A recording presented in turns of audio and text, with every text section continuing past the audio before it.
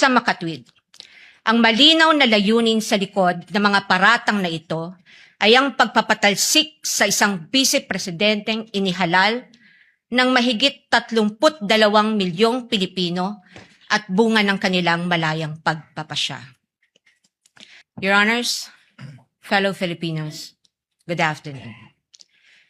As we begin today the impeachment trial of the Vice President, and in the days ahead, this court will undertake its constitutional task of receiving and weighing the parties' evidence, and ultimately to decide whether these pieces of evidence justify either a judgment of conviction or acquittal, guided only by its members' conscience and their solemn oath to do impartial justice. The present undertaking of this court, therefore, not only carries the weight of the Constitution, but also the imprint of our nation's history, because the Filipino people have shown that they never forget. We, as a nation, never forget. But why is the act of remembering important? What does it matter to our history and to ordinary Filipinos?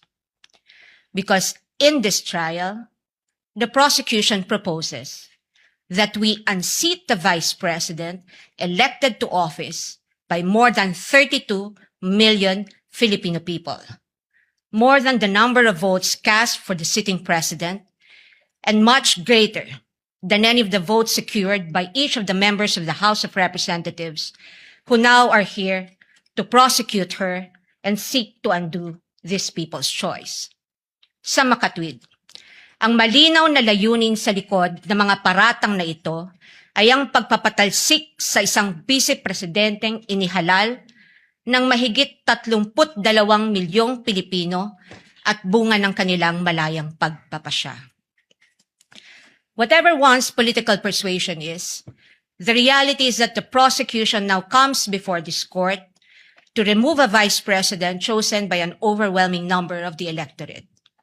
You all have heard the prosecution say repeatedly that this is because they seek accountability, that the people have a right to hold their leaders accountable. This is not a matter of debate. Indeed, the people have a right to demand accountability from their leaders. What we have yet to hear from the prosecution, however, is this. When the Constitution declared under Section 1, Article 11, that public office is a public trust and that public officers and employees